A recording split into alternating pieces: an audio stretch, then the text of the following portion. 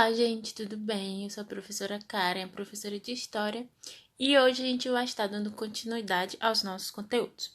Então, na aula de hoje, a gente vai falar novamente sobre os Estados Unidos, só que agora a gente vai falar sobre os Estados Unidos lá no século XIX.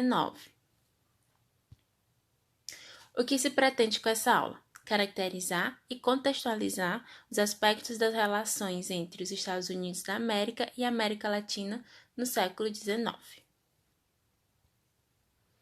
Antes da gente começar, aí eu trouxe essa imagem para a gente analisar um pouco sobre o conteúdo que a gente vai estudar.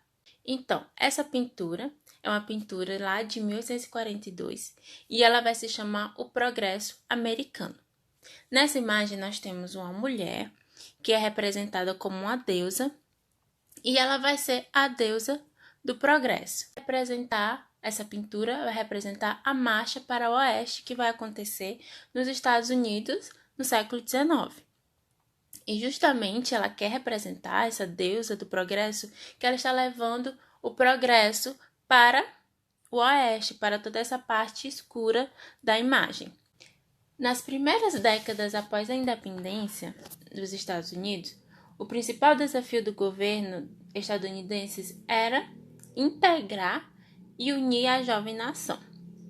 Então, na época, vão surgir dois partidos políticos principais: o Partido Republicano, que defendia um governo central forte, e o Partido Democrata, que era favorável à autonomia dos estados.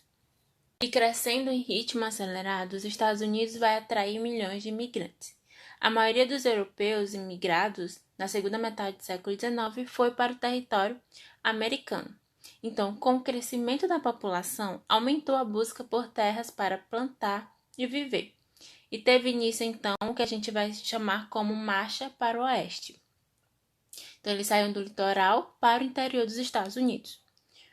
Um dos fatos que motivou essa marcha para o oeste foi a Corrida do Ouro, decorrente da descoberta de jazidas auríferas na Califórnia por volta de 1848. Outro fator foi a crença no destino manifesto. O que era esse destino manifesto? A ideia segundo a qual os colonos estadunidenses haviam sido escolhidos por Deus para expandir-se pelas terras do continente americano, levando consigo a civilização. Aquele papo que a gente já viu na aula passada. Então, esses colonos acreditavam que eles tinham sido escolhidos por Deus para levar a civilização a outros povos.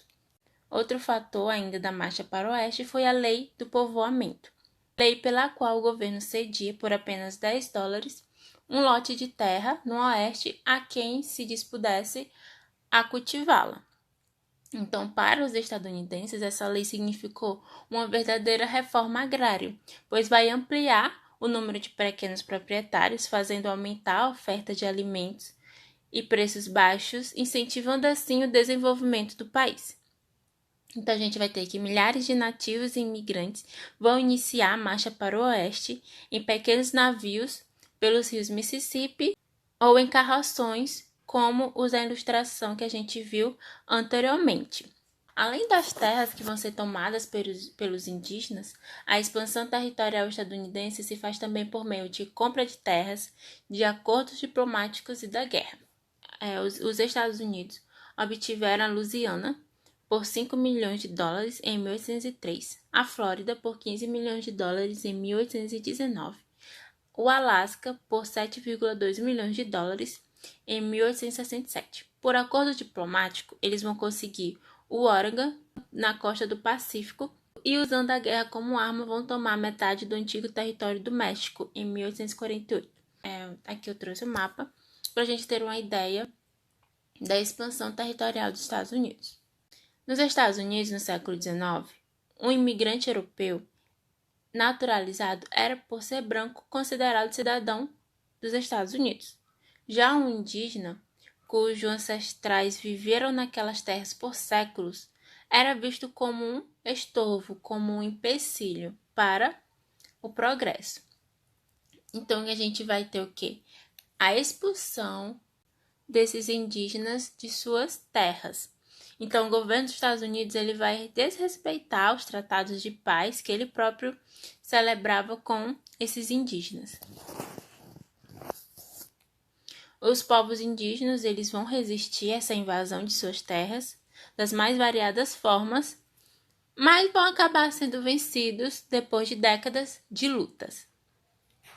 Com a conquista do Oeste, muitos povos indígenas simplesmente desapareceram. Outros foram expulsos de suas terras e obrigados a viver em reservas de solo pobre e clima gelado. Hoje, a comunidade indígena é uma pequena minoria nos Estados Unidos, vivendo em reservas ou nas cidades onde muitas vezes é marginalizada.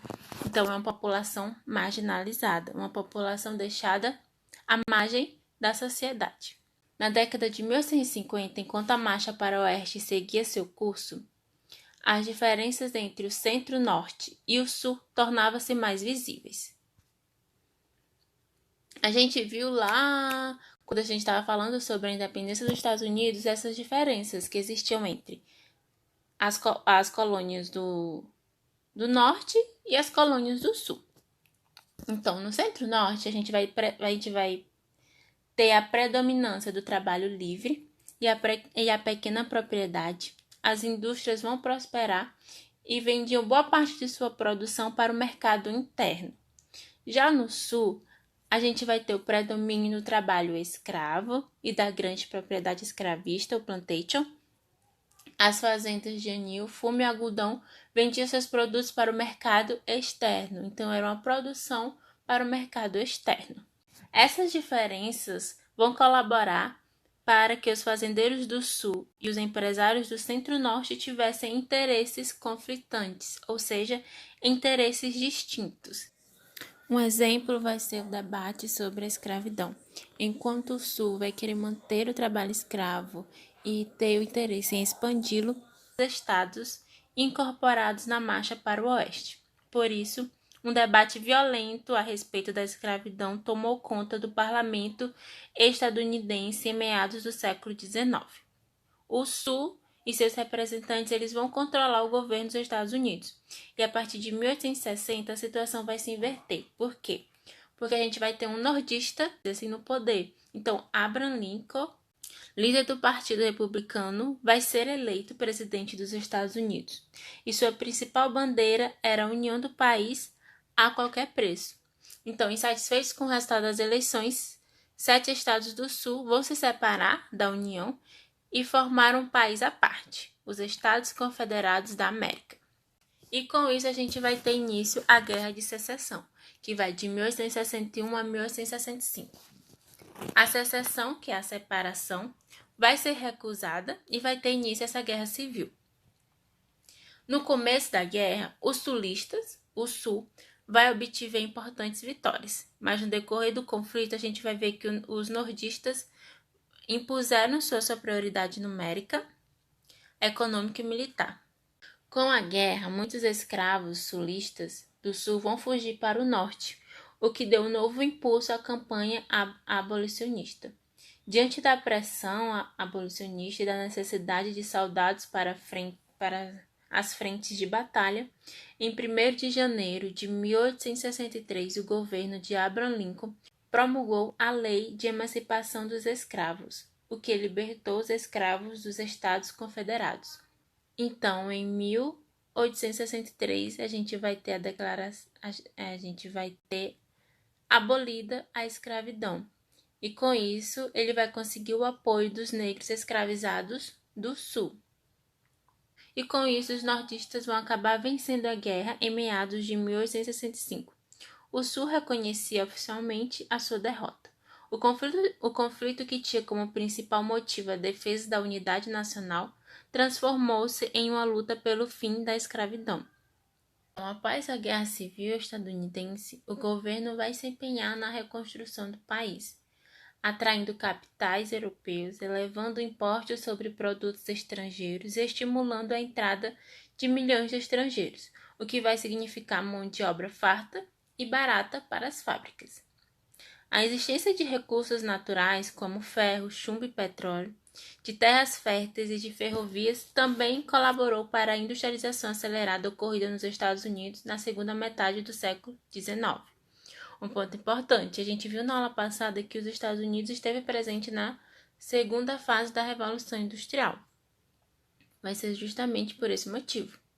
Então, no final do século XIX, os Estados Unidos havia se tornado uma das maiores potências industriais do mundo. Possuía uma rica burguesia industrial e uma classe operária organizada e combativa.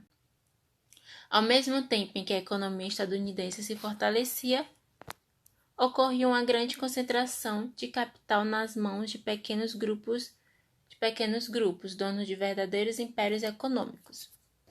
Enriquecidos, os Estados Unidos passaram a praticar o imperialismo.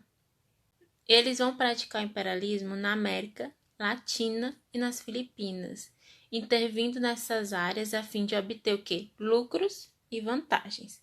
Em 1898, os Estados Unidos anexaram as ilhas do Havaí. Em seguida, ajudaram Cuba a vencer a guerra de independência contra a Espanha e, com isso, vão aumentar sua influência sobre a ilha. Os governantes dos Estados Unidos viam os povos da América Latina como atrasados e vão legitimar as suas constantes intervenções na região, dizendo que estava levando o quê? A civilização a esses povos. Novamente, essa ideia de levar a civilização aos povos que não tinham. Com isso, com a prática do imperialismo, foi criada uma política conhecida como Big Stick. Traduzindo, significa porrete grande. Então, segundo essa política, consistia em conversar com os latino-americanos, suavemente, mas com o porrete na mão. Ou seja, eles utilizavam da intimidação e da força, se necessário fosse, para dominar e assim conseguir os seus interesses. Então, por hoje é só. Espero que tenha ficado claro. Qualquer dúvida, estou à disposição. Até a próxima aula.